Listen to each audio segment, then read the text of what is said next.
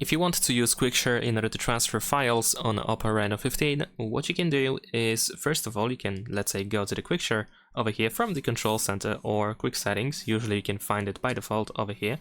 And if you are in this menu, you should be able to be temporarily visible to everyone if you are in the Receive menu.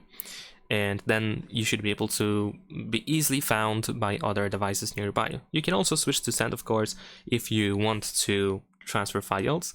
In here you can tap on Select in order to choose files that you want to transfer to another device, and then of course over here you should be able to find all nearby devices that have the visibility enabled in the Quick Share, and you should be able to send your files quite easily. Now, another way to actually use Quick Share, instead of going to the Quick Share panel, you can, let's say, use the Photos app or maybe the File Manager, that is the My Files in here, and then you can, choose your files from here first, and then you can transfer them. So let's say I'm gonna transfer a couple of these images over here.